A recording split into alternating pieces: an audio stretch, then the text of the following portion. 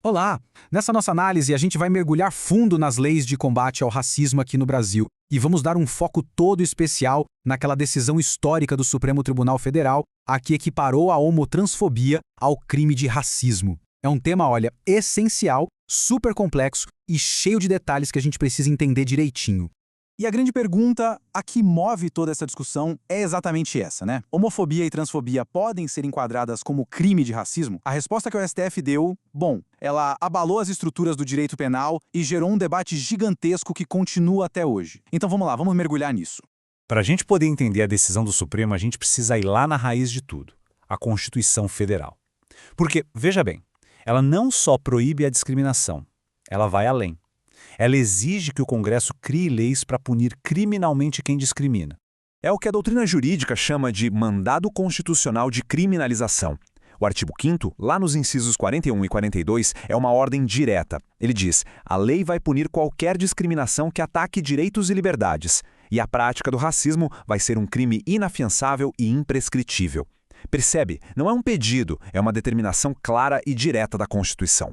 Agora, saindo da Constituição e indo para a lei em si, por muito tempo existia uma distinção técnica que criava uma baita confusão. A diferença entre o crime de racismo e o de injúria racial. E embora essa linha hoje tenha sido praticamente apagada, entender essa evolução é fundamental.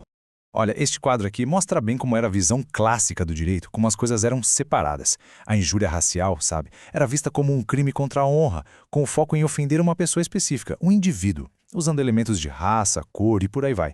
Já o racismo era visto como algo muito mais amplo, um ataque direcionado a toda uma coletividade, ferindo a própria dignidade humana.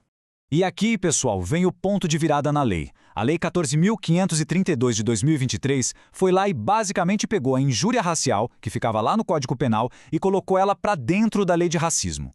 O ponto crucial é esse. Hoje, por força de lei, a injúria racial é uma espécie do gênero racismo. E a consequência prática disso é imensa. Ela também se tornou inafiançável e imprescritível. Certo? Com todo esse cenário montado, a gente finalmente chega ao julgamento que mudou o jogo. A ação direta de inconstitucionalidade por omissão 26 e o mandado de injunção 4733. Foram essas ações que encararam de frente a falta de uma lei específica para criminalizar a homotransfobia. Essa é a essência da decisão. O que o STF basicamente disse foi o seguinte: o Congresso, existe um mandado constitucional para criminalizar a homotransfobia, e vocês estão em mora, estão omissos. E diante dessa inércia, o próprio Supremo determinou que, até que o Congresso finalmente crie uma lei, as condutas homotransfóbicas têm que ser enquadradas nos crimes que já existem na lei de racismo. O Supremo também teve a preocupação de equilibrar os direitos. A segunda tese deixa isso bem claro. A liberdade de crer, de pregar, é garantida. Mas existe um limite, uma linha que não pode ser cruzada: o discurso de ódio. Qualquer manifestação que incite discriminação, hostilidade ou violência perde a proteção da Constituição. E esta tese aqui, essa revela a base intelectual da decisão. O STF adota um conceito sociológico de racismo, que vai muito além da biologia.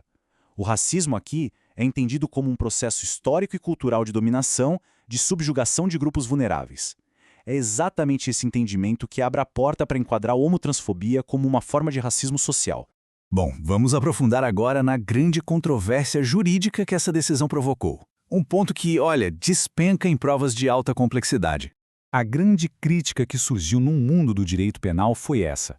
Ao colocar a homotransfobia dentro da lei de racismo, o STF não estaria usando uma analogia para prejudicar o réu, e isso, em tese, é totalmente proibido pelo princípio da legalidade no direito penal.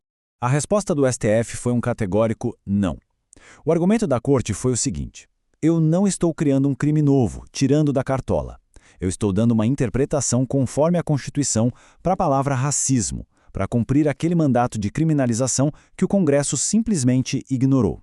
Ou seja, na visão deles, não é analogia, é uma técnica de interpretação para dar vida e eficácia à própria Constituição. E para que essa interpretação toda parasse de pé, foi essencial adotar esse conceito de raça na sua dimensão social.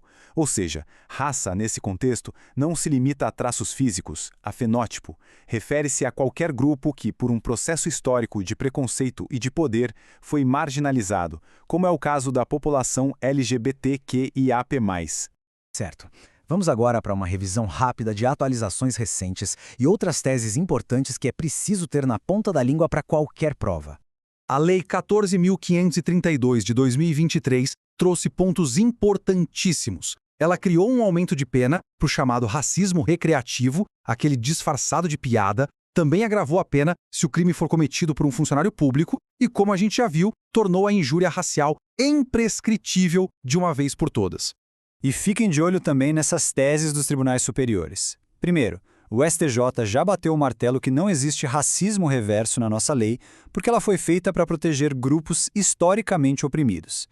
Segundo ponto essencial, o que define a ofensa homofóbica é a intenção do agressor de ofender, não importa se a vítima é de fato homossexual ou não. E por fim, uma dica prática. Ofensas em redes sociais de alcance mundial, tipo Facebook e YouTube, levam o caso para a competência da Justiça Federal. Essa evolução toda, tanto na lei quanto nas decisões dos tribunais, mostra um direito em constante movimento, né?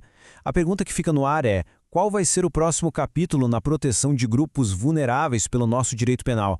Uma reflexão que, com certeza, vai continuar a pautar os debates por muito tempo. E aí?